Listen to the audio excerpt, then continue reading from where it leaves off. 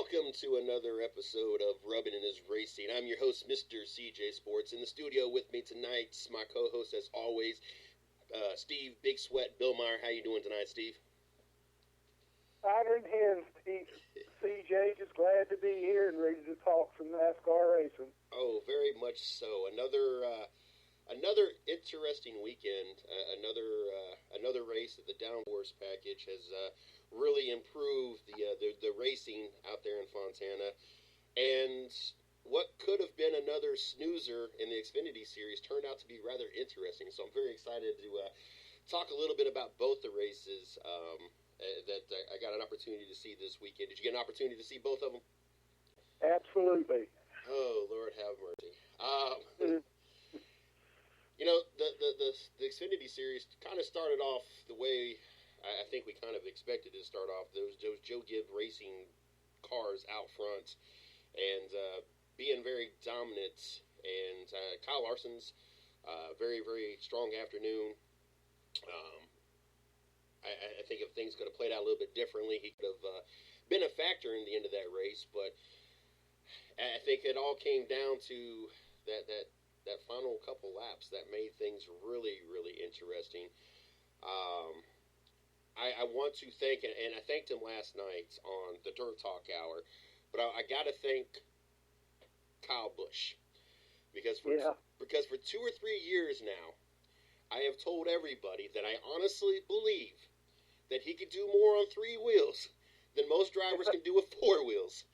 And that whole last lap and what he did accomplish and what he almost accomplished proved my point that Kyle Busch could do more on three wheels than most drivers could do on 4. One, how difficult is it for a driver to do what he did that last lap, and how impressed was you that he lost the lead, regained the lead, and still almost won it when it was all said and done? It was really impressive. I mean, people, the haters dog Kyle Busch and everything, but there's no denying that he is absolutely one of the best drivers in NASCAR right now. And one of the reasons he's a very smart driver. He keeps his head in the race, the whole race. And both Saturday and Sunday, instead of giving up and saying, I got a flat, I'm done, he kept on trying, kept on racing, and tried to get the best finish he could. Mm-hmm. And that's the thing that makes Kyle Busch so good. I mean, the guy, if nothing else, he has a pure racer's heart and a pure racer's brain. Mm-hmm. And that's what he wants to do. That's what he's good at doing. And he's proved, and I think he really proved this weekend, just how strong a driver he can be and how tough he's going to be to beat in the future. I was real impressed, and I'm still impressed with his racing attitude. Now, for those that did not catch the race, Xfinity Series race, it was a very competitive race. Even though Joe Gibbs racing cars were up there a lot, Daniel Suarve, Brandon Jones was up there, Kyle Larson's was up there. There was a couple other guys, veterans and Xfinity drivers that were up there, and it was very competitive. But for the most part, Joe Gibbs Racing once again was the class of the field, and Kyle Busch was going for his 4th straight win over there in the series. And coming around to take the white flag, he blew his right. I want to say right. Was it right front or left front? It might have been the driver's side. I think it was the left front on Saturday. Yeah, definitely, because I remember the passenger side on Sunday. And as he took the white flag, his tire went down, and so basically he did what he could do to get back around the final lap, which he ended up losing the lead to Daniel Suarve. But then Daniel ran out of gas coming out of turn 2, so he gained the lead, and then ended up losing the lead to Austin Dillon as they came out of turn 4. Turn 3 and 4 is when the pass happened. Austin went to the outside. Now, this is where things got a little interesting, and I'm sure you caught the post-race interview. Austin Dillon tried to accuse Kyle Busch of intentionally trying to take him out. Now, Austin did go to the outside, and Kyle Busch did have a flat tire. So, the fingers can be pointed, and as much as talk how talented Kyle Busch is, that does leave room for the possibility that Kyle Busch was intentionally trying to do whatever he had to do to win the race. But we also got to take into consideration, and Brad Keselowski kind of went to his defense because Brad was in the studio for this race, saying he did have a flat tire. So, what was your thoughts, one, on Austin Dillon's comments, and two, did you see any indication that it was intentional, or it was one of those things that he was just trying to get the best finish, run the car as hard as he could with only three wheels out there? The fact that he had a flat tire on the last lap doesn't really mean anything. I mean, it's the last lap. Mm-hmm. If it's throwing debris off and he's on the inside, so be it. Nobody's racing on the inside down the back stretch. The only person that flat tire affected was Kyle Busch trying to drive his car. And with the right front tire flat, the car wants to pull hard to the right. He's fighting to keep the car left, and if you're trying to pass him on the outside, you kind of got to expect he's going to be fighting to keep his car down low and not come up into you. Mm-hmm. Did he intentionally try to wreck Austin Dillon? Nobody knows that but Kyle. And honestly, if he did, I wouldn't blame him. I mean, it's the last lap. He wants to win the race, and you're going to do whatever you have to do to win the race. He's not going to be the first person that's ever took somebody out on purpose to try to win a race, and he's not going to be the last, so it's nothing unusual about that. The guy's just fighting for the win. He's doing everything he can to bring that car home first on that last lap. And that's what I say, that's pure heart and a lot of brain power to try to do that. A lot of other drivers would have went, oh crap, I got a flat tire, pulled down to the inside and just coasted around on the apron, and that's not the type of driver that Kyle Busch is. He's not going to coast around. He's going to run you hard, and if you want to run him just as hard, he doesn't care. He's a racer. Hey, and I agree. I'm not going to point fingers, but as talented as Kyle Busch is, there's always the possibility that, yes, he kind of pushed the envelope and was trying to do whatever he had to do to secure a victory, which, I don't blame him. If, I'm in his shoes, I'm doing the same thing. I was just more impressed with the fact that tire went down pretty much as he took the white flag. As soon as he went across the flag, he went out of the camera view, but I could already see the tire starting to shred, fall apart, and the front corner panel starting to shred up a little bit before they came back to the camera view, showing that Kyle Busch had a flat tire. What is Trigger happy as NASCAR is with the debris cautions and everything? Was you surprised that they did not throw a caution, or was it one of those things just because it was the final lap, we're not surprised that and I meant to say Eric Jones earlier. I didn't mean to say Brandon Jones when I was talking about Joe Gibb Racing. But was you surprised there was no caution, or because it was the last lap? Was you surprised there was no caution, or because it was the last lap? NASCAR, you kind of figured NASCAR was going to let it go if they could let it go.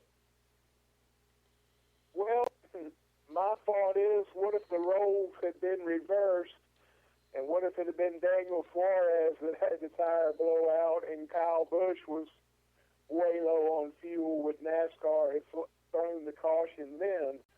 I'm sure NASCAR has had a private conversation with Kyle and explained to him that, you've kind of stunk up the last two Xfinity Series races by leading the majority of the laps and everything, and it's not very exciting for our fans, so, kind of not do that anymore.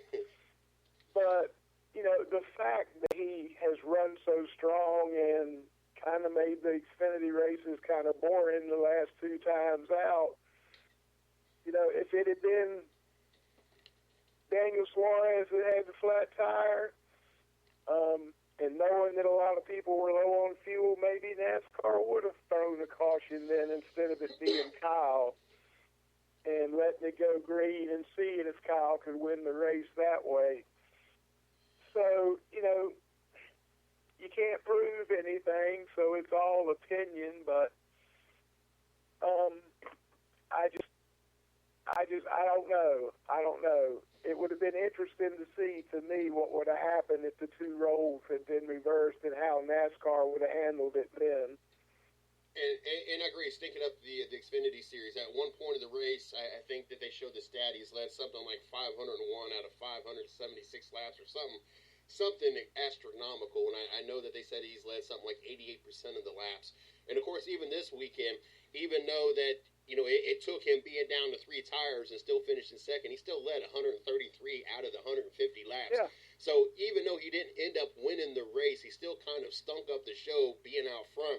Luckily for NASCAR, he just didn't get out and have this dominant lead, and there was a lot of action going on. So even though Kyle Busch spent almost the whole race out front, there was so much going on in the field that it made it really interesting, and it still made it exciting to watch.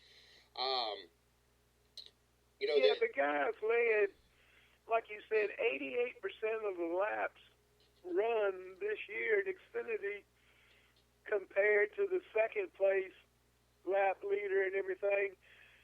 And he didn't run Daytona.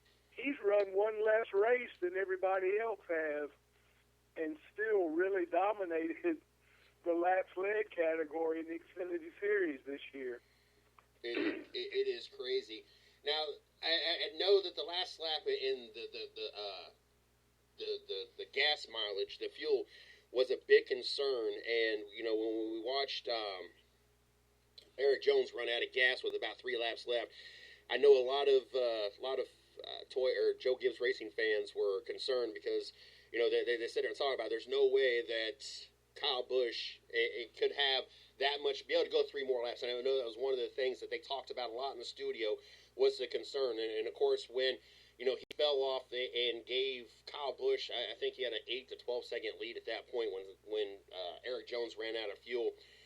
It almost looked like Kyle Busch there for a while had ran out of gas. Is extremely slow as he was going. Everybody was passing him. And, of course, he picked it up, the speed back up, when he got down to that final lap, and everybody was starting to really catch up. Now, Brad Keselowski in the studio talked about how drivers hate when crew chiefs wait until the end of the run to let you know you got to save fuel. And obviously, the crew chiefs want you to run hard and get out as far as you can or up as far as you can before you got to start saving fuel. Brad Keselowski was talking about that they would rather know in the beginning and they can work it throughout the whole run versus wait until the very end and then kind of expect it. He was like, he talked about how they wait until about 30, 40 laps into a run, then they're informed that you need to save fuel, and it really disrupts everything.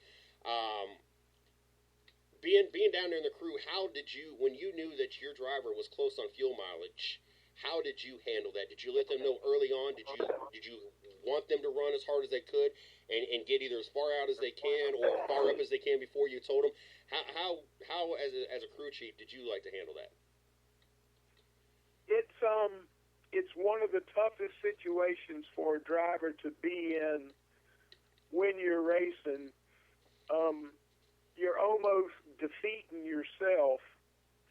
You're trying to run hard to maintain the lead and win the race, and at the same time, you're trying not to run hard to conserve fuel to make it to the end. You've got to drive like you've got an egg under the gas pedal and be real easy getting on the gas, letting off early, coasting as much as you can, but at the same time, that second place guy is beating you by a second or so a lap, and he's going to catch you if you keep on. It's really a tough situation for a driver to be in. I've been in situations like that before racing, and my philosophy always has been, well, go balls to the wall and let the chips fall where they may. I said I'd rather lose a race trying hard to win than I would coming up short at the end after given up a lot trying to conserve for a win. I have been in a situation in a late model race one year. I had John Jones driving for me, and we were leading, and we ran out of gas with 3 laps to go because we pushed the envelope to get to the lead and everything. And, you know, I never mentioned anything then about saving gas or trying to save gas or being conservative or anything. It's really against the nature of a driver to try to get him to do something like that. And I've always been, you know, Bud, run as hard as you can, do what you got to do, and if we don't make it, we don't make it. Nobody gets fired for trying to do their job too hard. So I wasn't concerned about that. And, yeah, it's a heartbreaker to lose a race because you run out of gas, but you get some satisfaction knowing that you gave it 100%, you did everything you could do to try to win. And, you know, I'm sure that's probably the way Kyle looked at it, too. It's just, like I said, it's real tough to try to conserve fuel and at the same time to try to run hard to maintain your lead. How difficult is it for the crew chief and the crew to be able to calculate exactly how far you can actually push it? I mean, I know you guys got to take the weight the weight of the cans into consideration to figure out how much fuel got in the car, but you also got to figure in caution laps. You also got to figure in any kind of drafting where you're out front taking the whole win. And also how much the driver was pushing it and how much he's concerned. How difficult is it to narrow it down to at least a lap or two when you guys are trying to figure your guys' fuel mileage? And those that are new to NASCAR, they don't have fuel gauges in the car. This is all mathematical and knowledge and calculators and everything else. So how difficult is that to narrow it down so that your driver, you can give your driver the best advice or the best bit of information so they can conserve or know they're free to go to do what they got to do to get out front? Well, when they're practicing, unless they're working on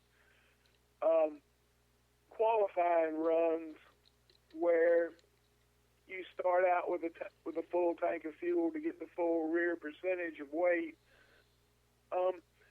After they do that, when they're working on race packages, they don't add any gas to the car until it runs out. And they record, how many laps they've run, how much fuel they've used. And so on Sunday morning, they have a pretty good idea of how many laps they can run on a tank of fuel. And then the first caution flag, when they add fuel, they weigh the gas can after the stop to see how much poundage your fuel is left in the can. Fuel weighs, if I remember right, 7 pounds per gallon. So if they weigh the can and it comes up 21 pounds heavy, then they know they got 19 gallons of fuel in the car.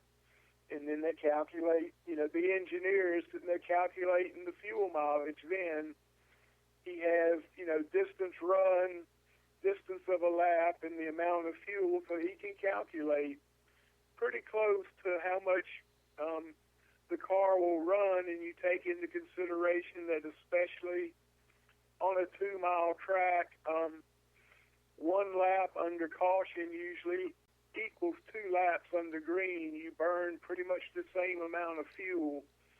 So you take that into it too, and by the time it rolls around about halfway around the race, you've got a real good idea of how many laps you can run on a full tank of fuel. And that's when you start counting back from the end of the race to see if you're in your pit window to say maybe make 2 more stops and finish the race and everything.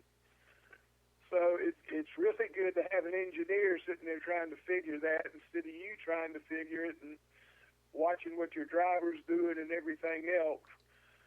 So I think they, and you've heard them on the radio say, well, we might be 2 laps short or something like that.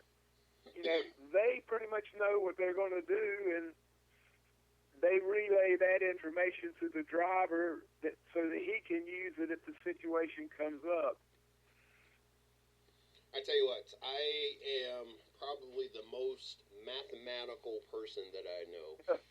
When it comes to growing up, I ran fantasy leagues. I love numbers. When I hear contracts and get figures when I'm doing shows, I like to break those down. And I can tell you, LeBron James makes over $200,000 a day just by the endorsements and contracts that I actually know about.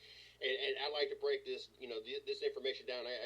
There's players that I've discussed on different shows of how much they make per pitch or per inning or whatever that is. So I love numbers. So when we talk about fuel mileage when it comes to NASCAR, it is so interesting and intriguing to me because it's all about numbers. It's all about crunching every aspect of this sport down to the last drop. What can get you across that start-finish line, or what needs to be conserved to make it across that start-finish line. And it is one of the most interesting things about this sport to me, just because of my love for the numbers and math and those kind of aspects. So I definitely intrigued when it comes to that. A couple strong finishes for a couple strong people I want to throw out there as we wrap up a little bit of the Xfinity Series. Darrell Wallace finishing third. That was a nice finish. He had a good, consistent day. Never led a lap, but was consistent up there in the top 10 all day long. Daniel Suarve, even though he ran out a few in the last lap, still was able to get around and get a fourth-place finish. Kevin Harvick, it seemed like one complication after another. That guy wasn't happy for most of the day, but got a top 6 finish.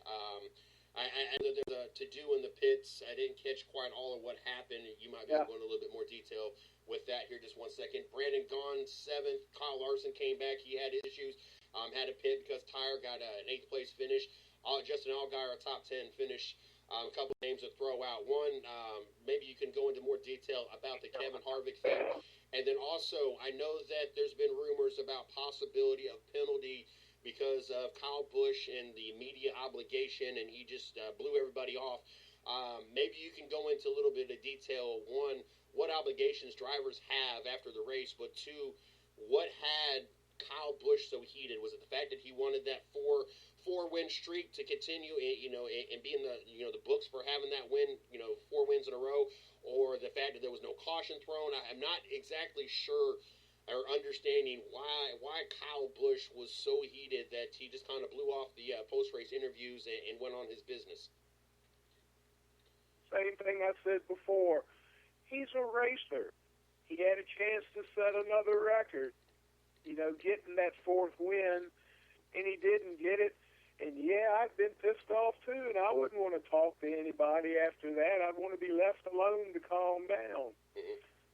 Where he ran into a problem is when you fill out that driver's application for a license in one of the top 3-tier series, it states in plain English and on the license application that every driver that participates in that event has to be available to the media post-race. You sign that application, that means you agree to that. And he didn't do it, and, he might get in trouble for it, might get fined, and he probably should, but I understand why, and if I'd have been in his position and a $25,000 fine wasn't going to affect my ability to buy groceries the next week, I'd probably blown it off too. And there was a situation last year, Martin Truex had a good run and fell out of the race late and lost the race. And he packed up and left the track as soon as he could. And then some of the media wanted to ask him about what happened, and he wasn't there. And one of his crewmen contacted him on the road, and Martin realized what was going on and what was going to happen, and called back into the media center at that track and wasn't there in person, but he answered the media's questions over the phone, which kept him out of hot water. Maybe that's what Kyle should have done. I don't know. Like I said, if it had been me, it would have probably been a good idea not to be messing around with me after the race, the mood I was going to be in. Mm-hmm. And a lot of that is also, it's bad timing by the media, wanting to jump in there in the heat of the moment and get the driver's response and everything, and they don't take into consideration the driver's feelings or how he feels or how mad he is or anything. And, sometimes it doesn't work. I remember being at Atlanta one year at the Cup race, and I had messed something up during the race, and Harry Hyde was giving me that mid-race ass chewing that you get every now and then. And Jackaroot, the pit reporter, comes strolling up, and he wanted to ask Harry something, and just shoved the mic in Harry's face. Well, and that time he shoved the mic in Harry's face, the live listening audience got to hear about 3 F words and a few other words and everything. And that kind of word kind of got around, and that kind of broke them of going up to Harry in the heat of the moment wanting to comment, because Harry was pretty unfiltered about things he would say.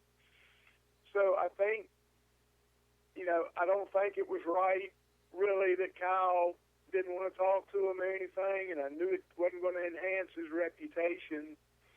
But at the same time, I think the media needs to be more sensitive to these guys' attitude. I mean, media guys, if something happens, bad to you or something, you don't want to talk about it and give rational answers immediately. You want a chance to think about things. So I think both Kyle and the media needs to work on their response to situations like that more closely. And I realize everybody's got a job to do, but also respect the guys doing that job, respect their opinions and their feelings. Oh, and I agree. I think we learned early in the day that the same thing with Kurt Busch. It must be a Busch brother thing, because it seemed like every time they put a microphone back in the day in front of Kurt Busch's mouth, it was never a happy interview, and I believe he got in trouble a few times as well. So, I understand that the media is there to help bring the best experience for the fans and bring the coverage, and like I said, give the fans the best opportunity to get the most out of the experience. But at the same time, they also got to understand that these are athletes, and in the heat of the moment, they're going to either be extremely happy or extremely upset or extremely disappointed. They have this adrenaline going through them. They're driving cars at 200 miles an hour, and regardless how it ends out, there's going to be some kind of emotion, if it's good or bad. And sometimes the media's got to understand this, and the fans got to understand this. You can't expect go happy interviews all the time, because this is their livelihood, this is their career, this is their passion. And so I think that sometimes the media does not take the NASCAR or the fans don't take that into consideration when they are quick to judge and quick to have their opinion about why this person said this, or why this person blew off that interview or that post race, whatever. Because I'm the same way you are. I don't like to lose. It don't matter what it is. If it's a competition, I'm not wanting to lose. And exactly. If I'm out there and my car gets torn up, or I'm not able to set another record, or whatever the case may be, I'm going to be the same way too. I just wasn't sure if there was more to it that I missed, because it just seemed like he was awful heated for a second place finish, 4 wins and 3 wins and a second place in the last 4 races, and that was one hell of a job to get that second place. I would assume that he would have been go happy and just fine with it, but Kyle Busch is the competitor that he is, and so obviously he was not happy with the second place finish, even though it was on 3 wheels. The Kevin Harvick situation, what was the debacle going on in that first pit stop? I think it was him in the number 15 car. And to me, it looked like Kevin Harvick was shooting into the pits, and it looked like the 15 car just finally realized that whoa, here's my pits, and kind of shot over as Kevin Harvick was going to kind of go through his pit to get to his to get a a lineup shot to stop in his pits is what it kind of looked to me. Maybe you can explain to me what happened there that this is Kevin Harvick. We shouldn't have pit stop situations. It's kind of a deal of both of them being at the wrong place at the wrong time. You don't know where other people are pitting unless they're right in front of you or right behind you, and you have to get around them going in and out of the pits. Kevin's on the inside, the other car's on the outside, but the other car's pit box is way closer to turn 4 as opposed to Kevin's being down toward turn 1. So the other car has got to turn down to get to his pit, and Kevin's in the way. He's got to go around Kevin, and at the same time, by the time Kevin realizes what's going on, he's got to avoid that guy, possibly slow down and lose positions in the pits to do it and everything. And I just think Kevin Harvick being Kevin Harvick, he's pretty quick to heat up on his temper too, because he's so competitive that he kind of blew it out of proportion and put the blame on the other driver, but it wasn't the other driver's fault any more than it was Kevin's fault. Not intentionally, but he had put himself in that position, being inside of a guy who's going to try to cut down to his pit. So it's just, I hate to burn this cliche up, but it was just a racing deal. It wasn't anybody's fault. Mm-hmm. And I just, I think Kevin overreacted, which is not unusual for Kevin Harvick. So, to me, it was, it's just a racing deal. It's what happens. Well, like I said, Kyle Busch led 133 of the 150 laps. Even as dominant as he was, it didn't actually, thank God, stink up this show just because it was a very competitive race all around. A lot of 2 wide, 3 wide, 4 wide at a time. A lot of strategy. And, of course, the last lap, I think that kind of made you forget the fact that Kyle Busch even had led that many laps of the race with everything else that was sprinkled in there. Then we rolled into Sunday, and for those that think that Kyle Busch is strictly an Xfinity Series driver and is not, is not as good as a Sprint Cup driver, even though he's got a championship, it has been one of the arguments forever and a day is, oh, he can't do it on the big stage. It's all these Xfinity Series wins that makes him look so good, this, that, and the other. He went into this weekend, Sunday's race, with another streak going on, as he had finished in the top 5 all 4 races so far this season, and that was another streak on the line. And, of course, once again, another late tire incident. I think it was about 3 laps left when this caution came out, that ended that streak as well. We're going to talk about that in a second. But I want to focus right now on the safer barrier wall. I tell you what, I am so thankful that NASCAR has done this and has added this safety feature to the car. After watching Kyle Larson and even Danica Patrick's wreck this weekend, it says a lot about where the safety of this sport, NASCAR, and even after watching the F1 wreck that we seen, what was that, Sunday, and seeing how safe the sport is, period. And if you guys have not seen the wreck from the F1 race, you really need to go back. It's amazing that the wreck that he had and he was able to essentially just walk away it's crazy just to know where we're at with this sport. But the safety barrier walls, I can't say enough about those because Kyle Larson and Danica Patrick, both their cars came off the ground from the impact when they hit the wall, and to see both of them get up and walk away, and even Danica, which is going to probably get her in trouble as she walked up onto the track to show her displeasure with Casey Kane, and we'll talk about that in a second, showed that how safe this sport has gotten to be. how far has this sport really come from the days where you were sitting on that pit box to where we're at now, and how impressed are you with these safety barrier walls and what they've been able to do and the impact that they absorb for these drivers? You really want to get an idea of how fantastic those safer barriers are compared to what they had to deal with back in the day. Go back and look at Riverside in 1963 when Joe Weatherly died in a crash. The way he hit the wall left side first and the damage it did to him personally. You can see him in the car. You can see his helmet and everything's messed up, and you know what happened then. You know why he was fatally injured. Same thing with John Nemechek at Homestead.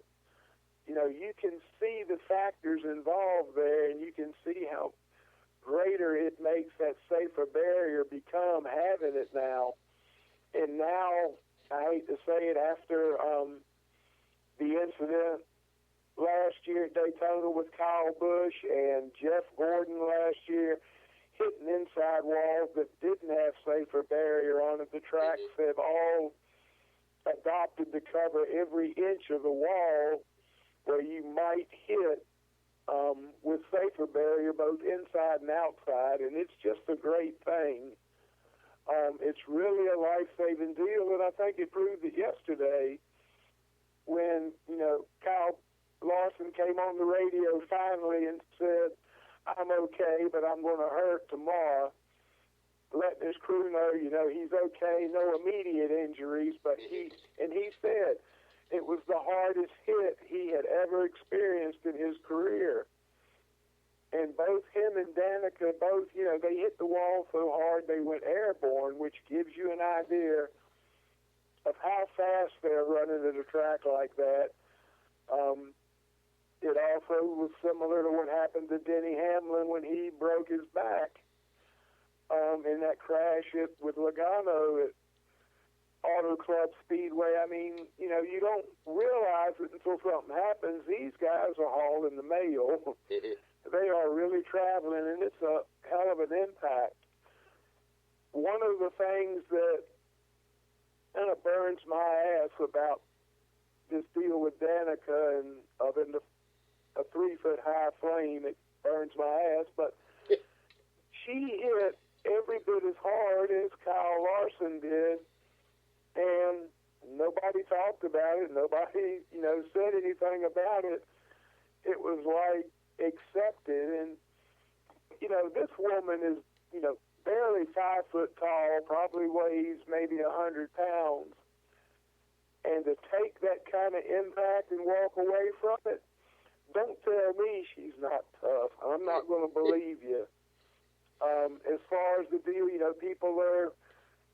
the haters are coming out, excuse me, about her coming out on the track. Rule is you can't go out on the track, period. Can't leave your car until rescue personnel are there. Well, she didn't leave her car until the rescue people were there, and she didn't go out on the track. She stayed below the inside white line, so she was on the apron, out on the racing surface. I don't know exactly how that rule's written, but it might be amended now that you can't go out on the asphalt, period. But really, she didn't do anything wrong. I mean, she didn't go on the track. So, quit hating and give her a break. The woman can drive, accept it, and move on. She kind of yesterday proved to me she's a pretty tough gal. Oh, yeah. And I agree. She did stay on the apron. At this point, I didn't think about the fact that she just stayed on the apron. She go on the track. There's a good possibility a NASCAR would just kind of slap her on the wrist and then kind of rewrite that rule to kind of, it is one of those things that was kind of unwritten, and we know how that goes, and so it needs to be, modified. So I can see that happening. Tough break for Danica. She had a solid finish last week. She had worked her way back up, had a horrible qualifying once again, and finally got herself in the top 20. Here we are, 110 laps into the race, and she's having a good race, just minding her business, working her way up front. Then you have Casey Kane try to run her down the field or run her down the track, a lap down, and end up clipping her rear, sending her straight into the wall. It was just an unfortunate thing, but of course, there's so many Danica fans, haters out there that you just would have swore that she just wrecked herself once again, and that was kind of how it was kind of perceived if you looked across social media, unless you actually seen the footage. Now, I'm not going to throw Casey Kane underneath the bus, other than that he was a lap down and he did try to side draft her and ran down the track with her. I don't think that it was deliberately done, but it was definitely avoidable, especially being a lap down, and especially since the fact that she had pulled all the way down to the bottom of the track to get around him. I think it was one of those things that he should have just let it go. She had the faster car. She was on the lead lap. She was having a good day, and Casey Kane, like I said, I don't think he just deliberately turned into her, but he did push the envelope. He did cause the wreck and did ruin, a good, what would have been probably another good day for Danica after the rough start she's had at the beginning of the season. Yeah, Casey Kane technically, wasn't at fault, but there's unwritten rules. There's understandings among drivers. One of them is, if you're a lap down and a lead lap car is passing you, you don't fight them, unless it's the leader to keep you from going a lap or another lap down. You show them some courtesy and let them race, and understand that they'll show you the same courtesy if the situation is reversed. So Casey Kane really shouldn't have been trying to race her that hard, especially that early in the race. And I'm sure if the situation comes up the other way later on, Danica's not going to cut him any slack when he tries to pass her. And the other thing is, there is an agreement between drivers that the leader has the line. The car ahead, if you're trying to pass somebody else, whoever's ahead has his choice of lines, and if you're trying to pass him, you have to adjust your line to let him go until you can get in the position where you're the one out front, and then you dictate which line you want, and the other guy falls in. And that's usually always been determined by if the nose of your car isn't up to the number on the door of the car you're trying to pass, that lead car has the line. He's the one that gets that recognition. And it comes from earlier back in the day when they didn't have all these elaborate head restraints and everything built to the seat, where if you're looking straight ahead and your peripheral vision picks up that car beside you, it's usually when the front of that car is at your door or perpendicular to the way you're looking. And that's how you know where you're at as far as you and the other car, and who's really in control of the line going through the corner. So then again, Casey was at her quarter panel. She's got no way to see him. She doesn't know he's back there. Doesn't know that he's racing her for position or anything. So, in my opinion, yeah, Kane was at fault big time, and he's probably not going to get any courtesy from Danica anymore because he didn't show any. So, you reap what you sow, Casey. You messed up on that one, bud, and you need to fix it. Well, obviously, they need to fix a lot of things over that 5 team. It's like the only car that's not doing good and hasn't done good for a couple years. It's kind of like he's the redheaded stepchild out there. Austin Dillon set the pole for this weekend's race. We can say a lot of things positive about Austin Dillon and RCR. It seems that at least that 3 team is getting consistently better every week. I don't think that they're too far away from possibly putting that number 3 car back into victory lane. Ryan Newman and Paul Menard both had finished in the top 15 with a 14th to 15th place finish. I know Austin was up there It seemed that later in the race, it seemed like I seen him have issues with a pit stop, um, as he ended up, where's he at? Ended up finishing. Where did he finish? I just saw his name. I don't look this stuff up. He finished 24th. He was on the lead lap. It just seemed they never said anything about it. It caught out of the corner of my eye, but it seemed like that last pit stop with the 3 laps to go, right before that start, the green white checkered, or the overtime, I guess is what we call it now. It seemed that something had happened, and he ended up stopping, and I didn't quite catch because they never went back to say anything about it. But he had a pretty solid car as well. We also saw NASCAR promote the Superman versus Batman movie that comes out next weekend. I think I'm going to have to catch that next Friday on my day off. And obviously that was a big deal as NASCAR tries to be involved with a lot of things, just to kind of keep their face out there when it comes to all this stuff. So that was really cool to see that. And here we have a race that, once again, the most dominant car did not end up winning the race. As we watched Kevin Harvick, which looked like he was going to be the man to beat, and still finished second, led 142 of the 205 laps, all coming down to the overtime run that we had. That was the big difference, as we seen Kevin Harvick wasn't the strongest of cars the first 3 to 5 laps on a restart. But after that, he got things going and was that car built for the longer run. As we watched Jimmy Johnson be able to muscle by everybody on that last restart to take the lead and essentially stay out front. Was you surprised on that last start how that played out, knowing Harvick didn't have the greatest restart? And second of all, did you think anybody up until this point really had much for Kevin Harvick? Well, number one, as far as what Jimmy Johnson did to win that race, you don't get to be a 6-time champion being lucky all the time. You've got to be smart, and you've got to be a hell of a driver to pull that off. And to see him pull off that win from that last restart, not really surprised. That's much like I said about Kyle Busch, that's the type of driver Jimmy Johnson is. He's a very smart driver. He's a very good driver. He's won a lot of races, and there's a reason he's won a lot of races other than lucking into them. It's because of the combination of him and Chad Canals, and they are definitely on the same page during the race, even though the discussion might get heated. I was fortunate enough when my dad and I owned the late model stock car racing team.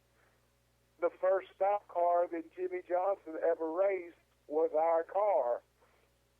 We got him straight from the truck series, excuse me, and he came to drive stock cars, and that was the first stock car he got into. Herb Fischel, the head of Chevrolet Motorsports at the time, was close with Jimmy and knew Jimmy wanted a stock car race. So he contacted Rick Hendrick to see if Rick could get him a ride. And Rick Hendrick and my dad were real tight friends, and our car had Rick Hendrick Chevrolet on the quarter panel and Hendrick Motorsports. There was a connection there, and that's how we got hooked up with him. But the point of the story is, Jimmy ran out 8 races for us, and toward the end of his run, I had wrote on the roll bar pattern up beside the mirror where he would see it. At the time, everybody's big deal was having a sign in their office that said think, and I wrote up there, don't think, because Jimmy was so analytical about racing and everything. I was trying to tell him, look, just trust your ass. Drive by the seat of your pants some and teach your mind to react to situations without having to think about what you're going to do. Just do it. And I don't know if it affected him or anything. I like to think I helped him. And I have an autographed picture from him that says on there, "I'll never forget, don't think." So, I mean, that's one of the things, and it's one of the things that makes Jimmy so good. He can analyze and concentrate and figure out and break down what's going on doing a race at the same time as he's racing and trying to gain positions and concentrating on that. And that's just the type of driver that Jimmy is. And I hate to keep bringing this back up, but Kyle Busch is the same way. I've heard Kyle Busch on the radio telling his crew chief how the guy's car he's racing for position is handling in the corners. I mean, not only does he know what his car's doing, he knows what the guy's car's doing that he's racing. So, you've got to be, not only have you got to be a skilled driver, you've got to be an intelligent driver to get to the top of this sport. I think another stat that is impressive, and I don't think people really think about this, but the fact that Jimmy Johnson has quietly won 77 races, and I know if you sit here and think about he's a 6-time champion, I understand that. There's a lot of drivers that have won championships, especially with this chase, and not necessarily won a lot of races. Kyle Busch won four, maybe 5 races last year. You can win, a championship easily with 4 or 5 wins, or even less. You can probably win a championship with 2 or 3 wins, and so that number, 12, 15 wins, you can have 5, 6 championships technically.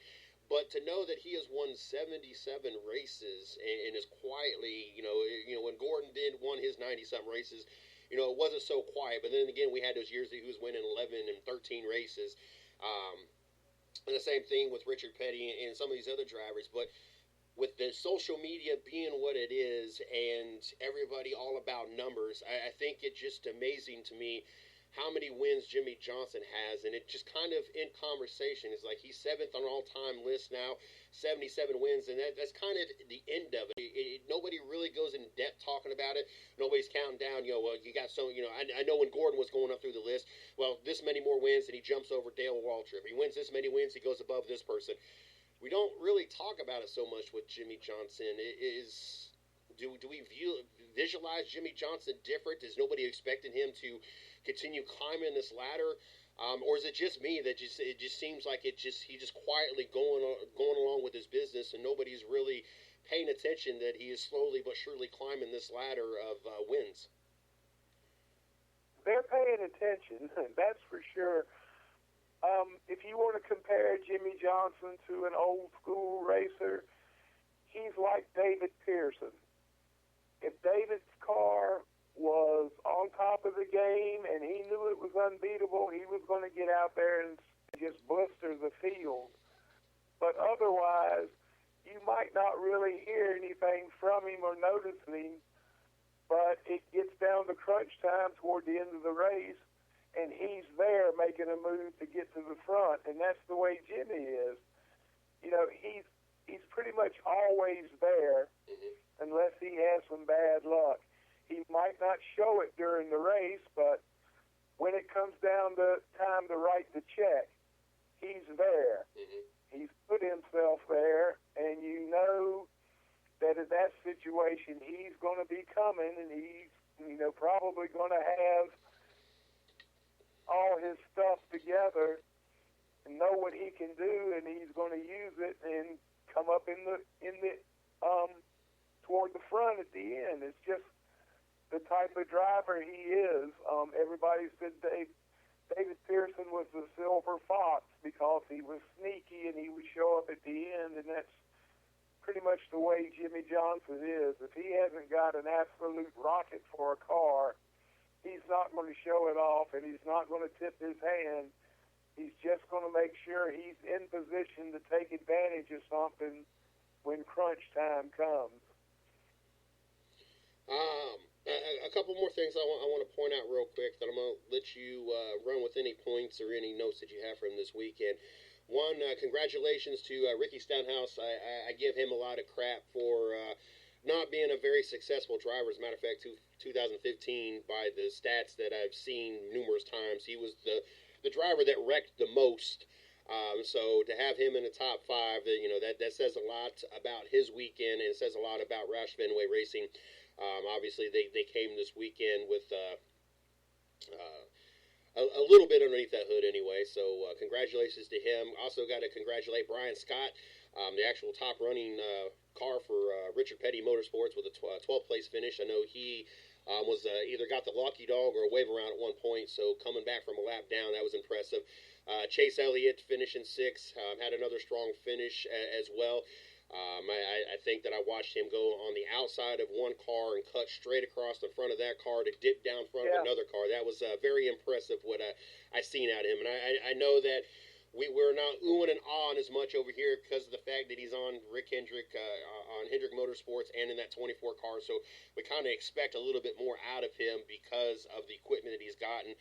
But at the same time, that was some skill right there. So I was very impressed with that.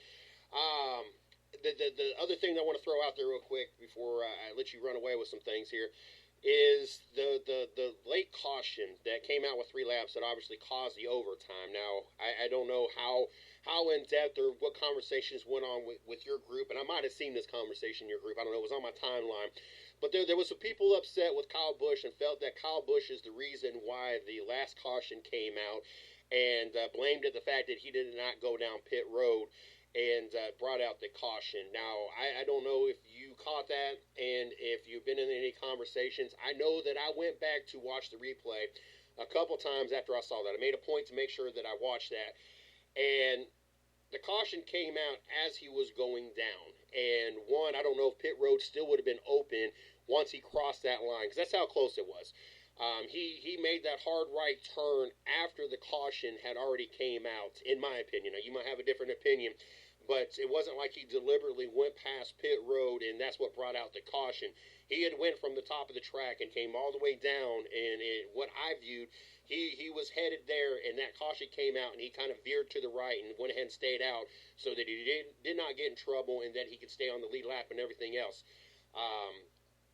Was that something that you saw in your group as well? And if you guys don't know what I'm talking about, Steve runs a Facebook group called NASCAR and Other Racing, a really big group, family-friendly, bunch of racers, bunch of people around the racing world, a lot of fans that are part of this group. They have race threads for each of the live races, and you're talking hundreds to thousands of comments. It's really a really cool thing to be a part of, so you guys need to check that out. But did you partake in any of those conversations, and what was your thoughts on whether or not Kyle Busch had anything to do with deliberately bringing out that caution? You give me a lot to touch on there. The Chase Elliott situation, yeah, he's got great equipment, and he's in a great organization and taking over a great ride and everything. But that move he made of passing on the outside and then cutting across to the apron and passing the next car and everything, that had nothing to do with all that. That's pure driver skill. And that proved right there that that young man can drive a race car. And he's got the guts, balls, and determination to drive a race car. So you've been warned, people. Keep an eye on him. The Ricky Stenhouse situation was kind of amusing to me because I had just seen an interview Danica did a few days before the race, and they point blank asked her if she was, who was the better driver, her and Ricky, and she said her.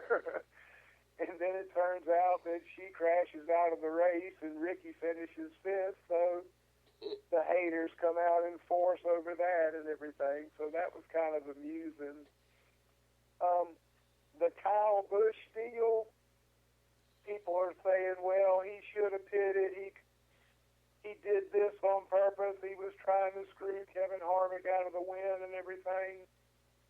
Bottom line is, what kind of driver do you want if you're a car owner? Do you want one that's going to something happens and just give up and come in the pits and get it fixed and say, oh, well, we tried, and da-da-da. Kyle Busch is trying to finish with the best position he can. Mm-hmm. And, he's not thinking, well, should I pit to keep from messing up somebody's race or anything? Hell no. All he's concentrating on is how can I finish the best? Can I run fast enough laps for this last lap to avoid losing a ton of pit spots in the pits, pitting early and getting out of the way? I don't blame Kyle Busch at all. I understand what he did, and that's what you want in a driver. Oh, yeah. You know, talk about his attitude all you want to, especially since he drives for Joe Gibbs, who is one of the most conscious and genteel owners there is. You know, he doesn't seem like he's, you know, he would put up with that, but Joe looks at the big picture and he knows, hey, even though this guy might be a pain in the butt sometimes, he's a hell of a racer and he can win races. Mm-hmm. So I don't fault Kyle Busch at all. You know, I'm impressed with the fact that, you know, he's got tunnel vision. All he's thinking about is how can I finish in the best possible position, and he does it regardless of the consequences and everything.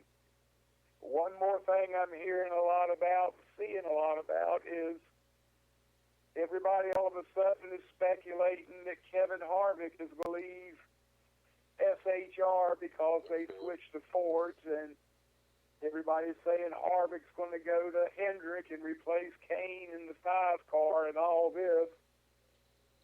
Let me clue you in on something, folks.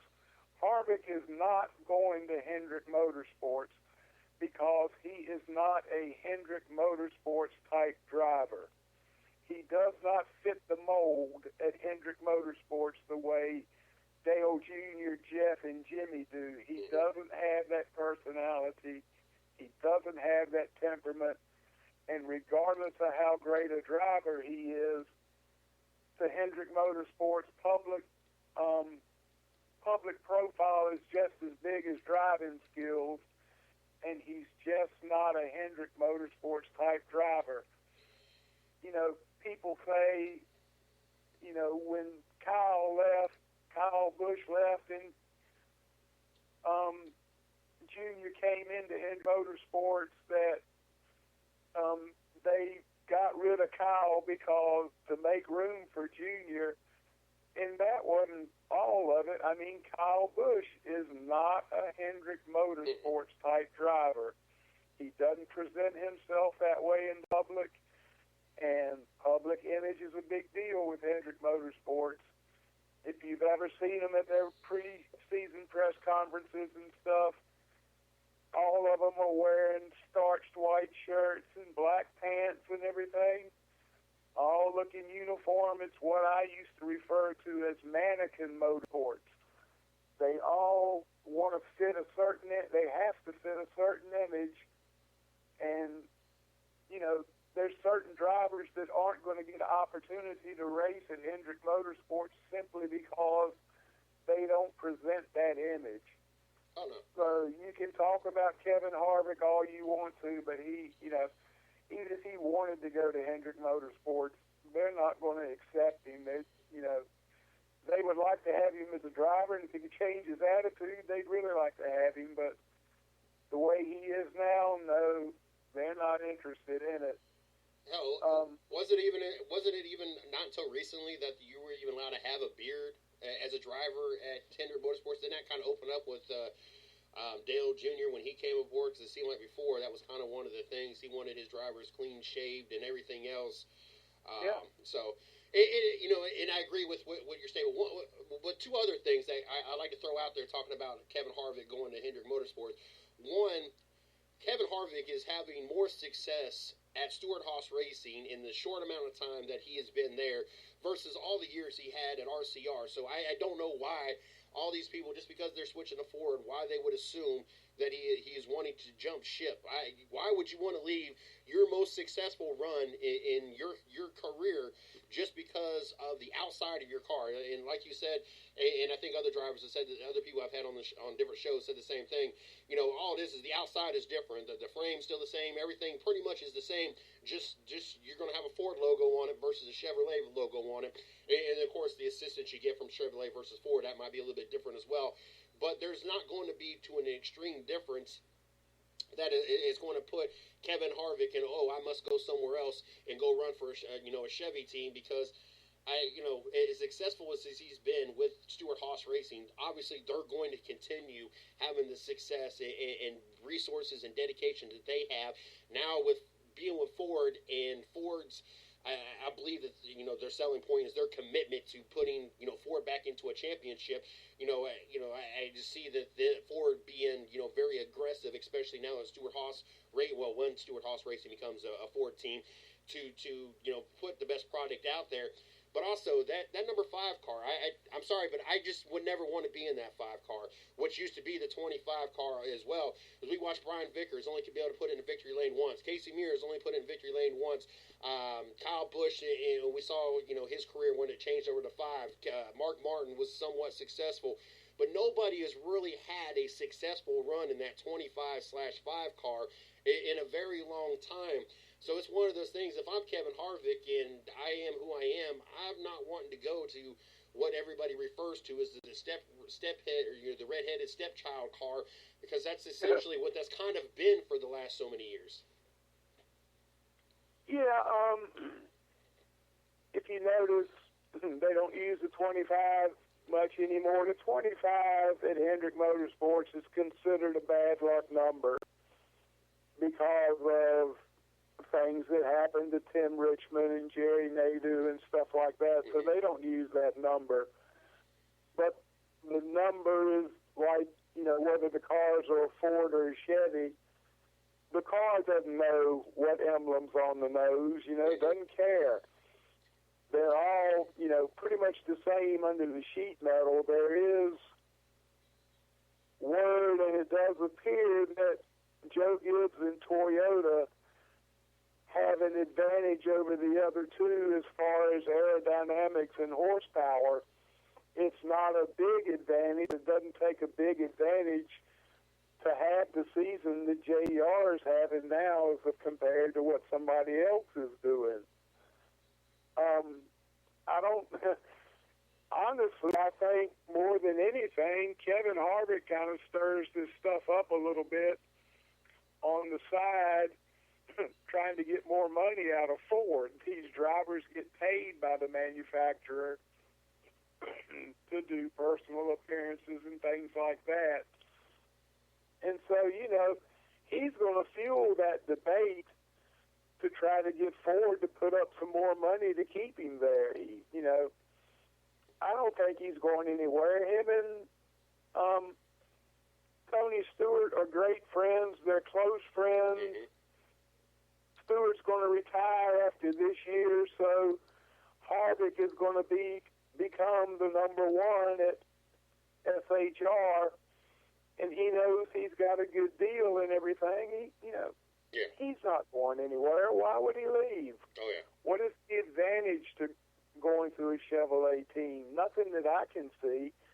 He's not going to get to a better team, and he's not going to get any better Chevrolets than what he's got. So, why would he leave? It's just, like I said, it's knowing Happy Harvick, that's, probably a backhanded play by him to get more money out of Ford, is to promote these rumors and stuff that he might be leaving and everything. Oh, it goes to what I've been talking about the whole show. These guys are smart. These drivers are smart, and they know how to accomplish what they want to by any means possible. And congratulations to Happy Harvick.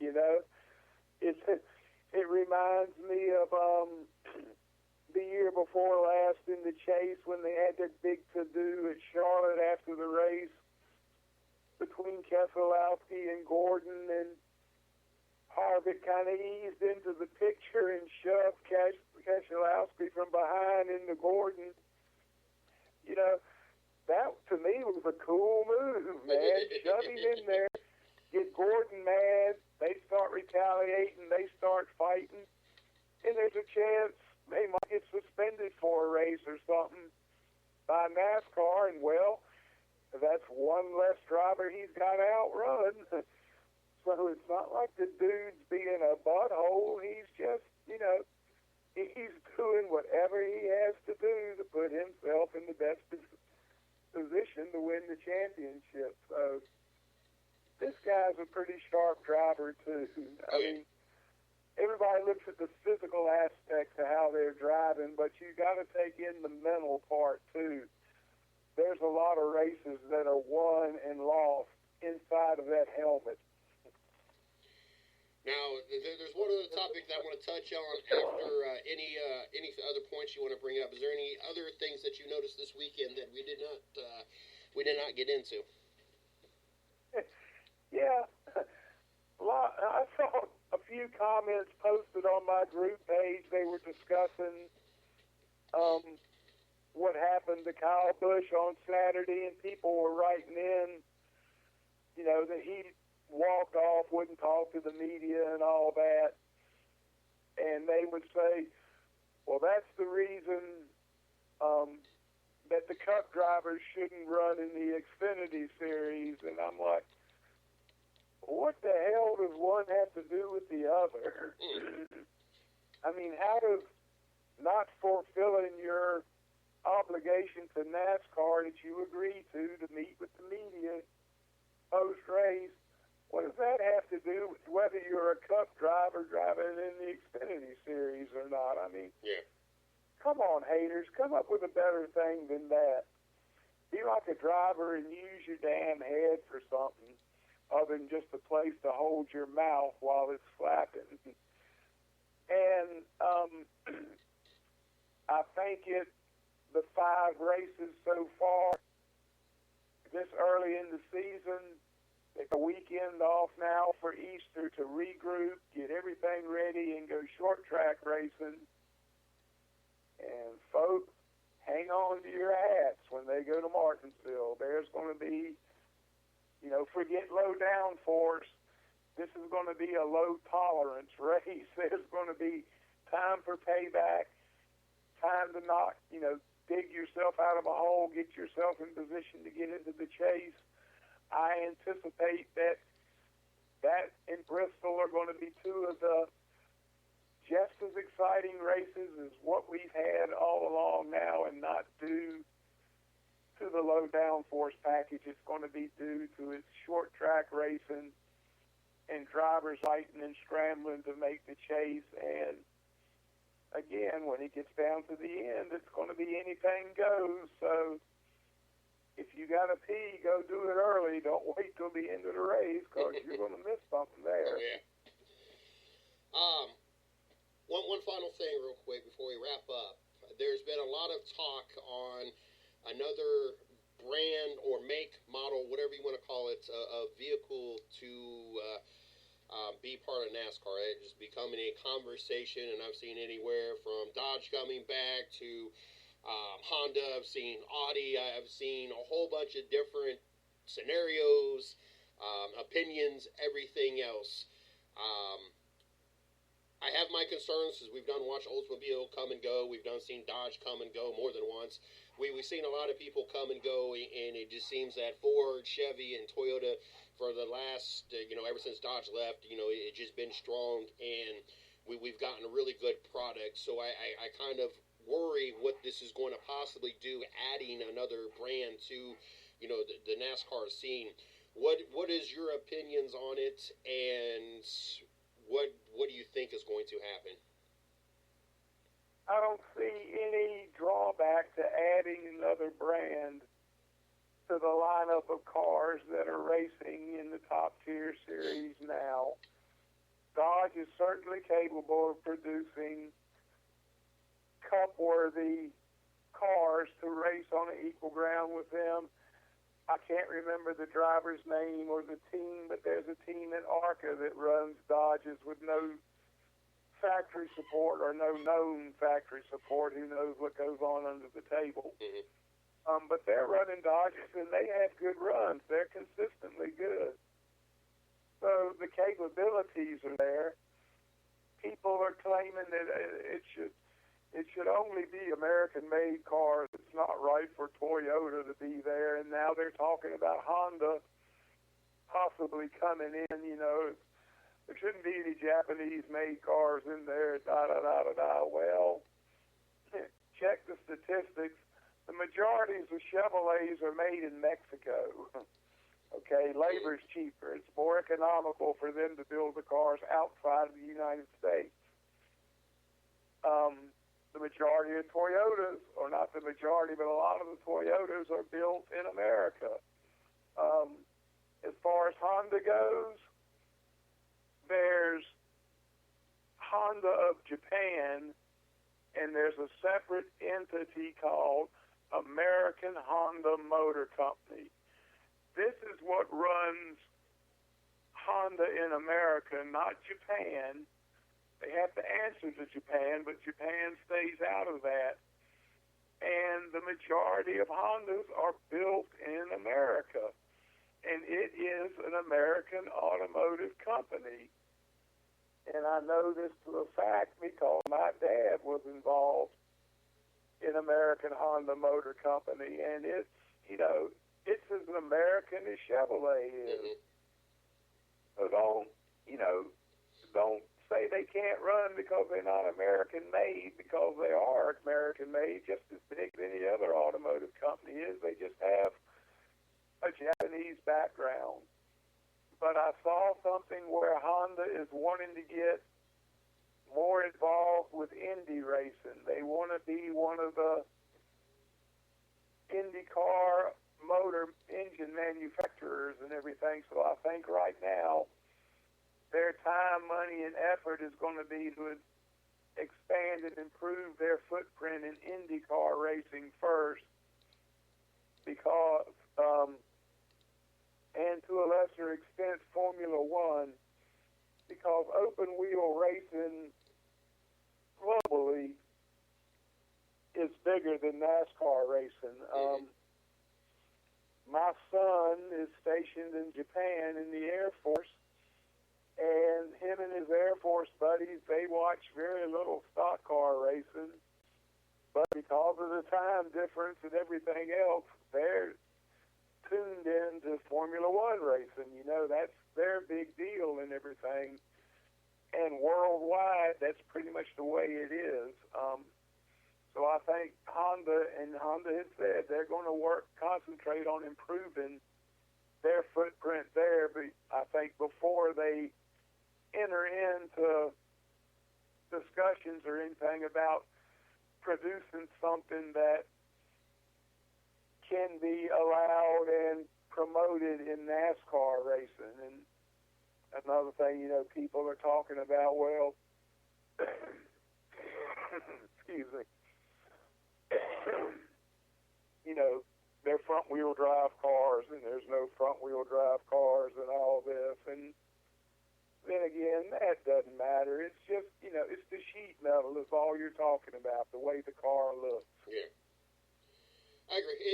It'll definitely be interesting as this is going to be a conversation. I'm sure that is going to become more and more of a constant conversation as the year progresses, and we'll see what NASCAR does. My concern is I'd hate to see a brand come in and just not be able to hang. I don't care that they go, add more brands. It wouldn't hurt my feelings if we got to see Oldsmobile back, even though they don't make Oldsmobile no more. I wouldn't be upset if we saw Dodge.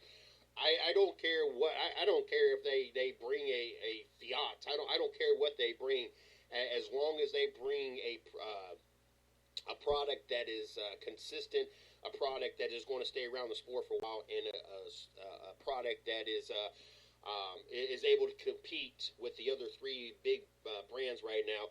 That is all I'm concerned about. And outside of that, like I said, I don't care where they come from, what brand it is.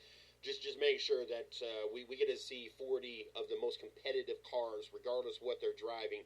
I think that's something that NASCAR has really, really improved on this year. And we've talked about this. There's been some races that they even got the full 40 cars. They've only had 39, which I'm fine with. That gave me 39 of the most competitive drivers versus having 43, and 3 or 4 of them really have no business being out there.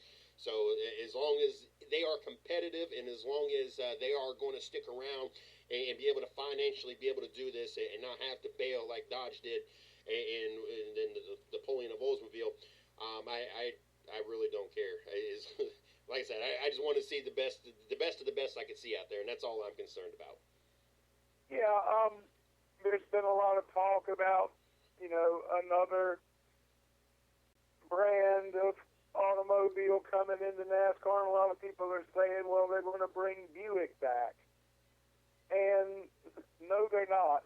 When Buick pulled back from NASCAR racing, they said it was because they didn't want to promote Buick as a race car. They wanted to promote Buick as a luxury car. Mm-hmm.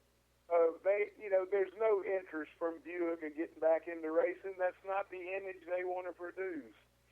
They want Buick to be a luxury car. They want Chevrolet to be the horsepower car.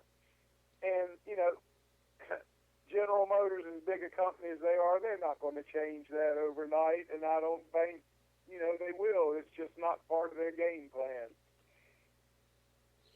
I just skimming through Facebook as you were talking. For those that are listening to the show and you want to see what we were talking about earlier when I talked about Chase Elliott and the move he made, make sure you guys go over to our fan page, 110 Nation Sports, and I just shared NASCAR's post showing footage of him cutting down and him making that move, so it gives you guys more of an idea.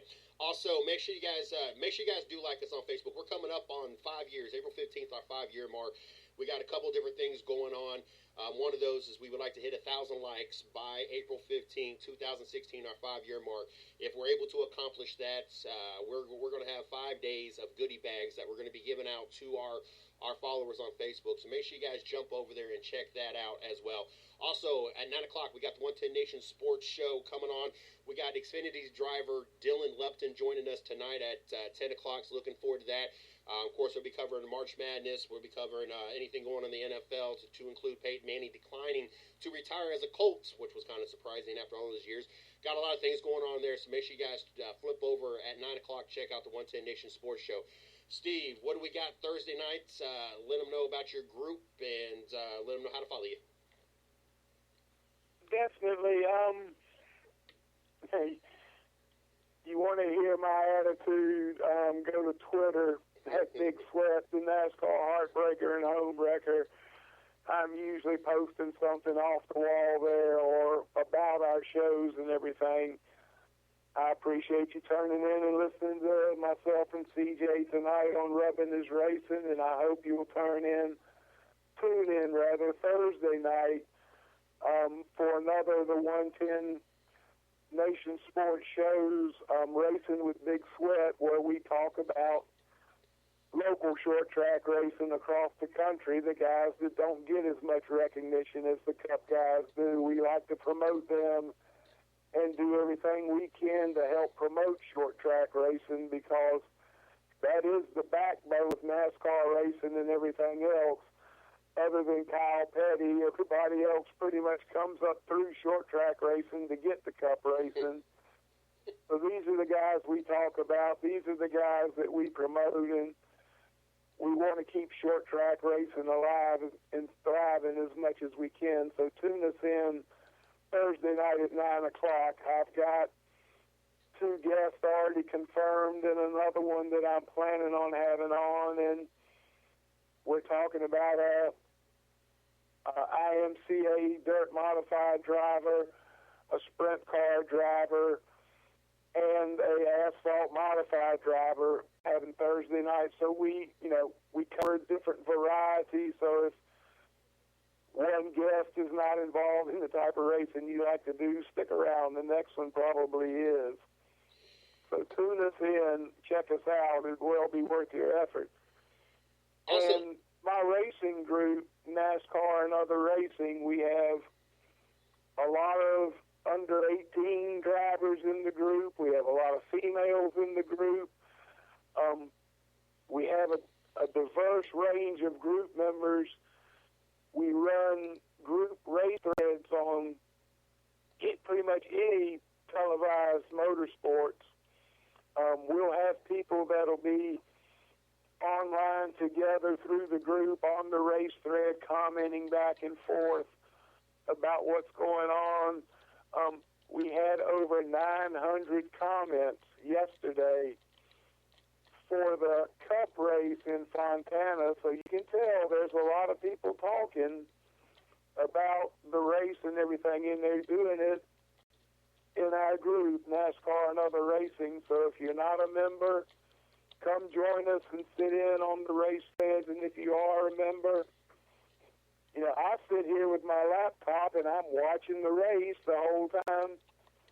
And if a question comes up, I can answer or I can comment, I will. And it doesn't take me away. I don't miss anything that's going on in the races. I'm probably Fred Flintstone when it comes to computers. I am not very technically profound at it, and I can keep up. So I know you people can keep up too. So come sit in with us, find out what's going on, and you'll find out it's a very pleasurable experience. We're a very family-oriented group. We don't allow any bashing or any profanity or anything like that, so it's not. Sometimes something will pop up, and it might take us a minute or two to get it back, get it deleted and off the page, but you can pretty much rest assured your wife and your mother and your grandmother and your children aren't going to be offended by something they see on our group page. Okay. Name again is NASCAR and Other Racing. So come hang with us. Next month, the middle of April, we'll celebrate our second year anniversary, and we'll be over 7,000 members then. So do the math, and you'll see how many members we've consistently added over that 104 weeks, and you'll see that there's a lot of people who just keep coming on, and there's a reason for that. We have something to offer. Mm-hmm. Intelligent and informative racing discussions is what we're about. Most definitely enjoy having the opportunity of being part of that group, and you know, it's great to be able to sit here nights a week and be able to pick the brain and get the opinions of what I view as a legend of the sport in Steve Billmyer. And obviously, or well, not obviously, but if you guys missed last Thursday night's Racing with Big Sweat, I highly suggest going back and checking out that show. We had 3 phenomenal guests, one inspiring story and one very, very heartfelt story of one of the drivers doing something for a young kid that has cancer, and the opportunity that he provided for that young kid. So last week's show was phenomenal. I'd love to be able to sit into the show. We had Amber Balkan, Jesse, and you're going to have to say his last name because I'll probably butcher it worse than you did the first time. Well, you didn't really butcher. You did pretty good. And then we also had Tyler Sistrunk on the show. Yeah. What was Jesse's last name again? Ouija. There we go. He had... Actually, it's spelled the way, it's kind of like a Polish name. It's pronounced the way it's spelled. But, yeah, I want to give a big shout out to Jesse Ouija for the things he does. He really gives back to racing. He knows where he came from, and you really need to go check out him talking about what he did for this 4-year-old child to give that child memories he'll have for a lifetime. That's just the type of person he is. He gives back, and like I said, big props to Jesse. He's a real good guy. And Amber Balkan is the same way. Like I said Thursday night, I've seen a lot of pictures that Amber's posted on Facebook and stuff about racing, and it's very seldom about pictures of her driving her car. It's pictures of her interacting with young fans, and especially young female fans. The way she interacts with them, some of these pictures, you can just see the awe and the love in these child's eyes because she's down on one knee at eye level with them, talking to him and taking time to talk to him. So big props to Amber, too. She's a great girl. She's transitioning from sprint cars to late models now. You can go back and listen to the interview and hear her feelings about that. Plus, we talked about obstacles with her that she's run into being a female driver, and also with Jesse about being a different ethnic driver than what the standard is, and how these people have overcome these obstacles and learned to promote themselves in a positive manner and interact with the rest of the people in there. So, yeah, like CJ said, it was a great show. And on Thursday night, one of the gentlemen we're going to be talking to is John Viscotti, who is a modified driver from up north who is down in the south now, racing asphalt modifieds. And he has very good sponsorships. He has sponsorship from Tommy Baldwin Racing and IGA grocery stores. And he's going to talk with us. We're going to talk about how he got these sponsors, how other short track teams can get these type of sponsors, what you need to do, how you need to present yourself, what it takes to get and maintain a good sponsor. So if you're hunting sponsorships, this is definitely a show you need to tune into. I guarantee you'll pick up some tips that'll help you. So check it out. Well, Steve, another show, another great opportunity to use your knowledge and experience of the sport to kind of understand what we got to see this weekend at Fontana. So thankful that you were able to join us tonight, and very excited about what we did and what we accomplished, what we talked about tonight. So definitely looking forward to next week as they're off. So I guess it's one of those things that I guess we'll game plan and make a decision and post it on Facebook what we're going to do for next week, if we're having a show or if we're just going to pull up some interesting facts. It's probably what we'll do if you're down with it. Just pull up some interesting facts of the 5 races of this season so far, talk about them, talk about the season so far, kind of compare it to other seasons, those kind of things, and any penalties and fines that came out throughout this week. And kind of discuss, what's going on in this, in the racing world, and one of those things. So that's kind of something we'll discuss and message back and forth to figure out. But glad we was able to sit here and do this tonight. So I'm glad that we've had 5 weeks of probably the best racing we've had to see so far, and I'm glad that I'm not glad that Kyle Busch.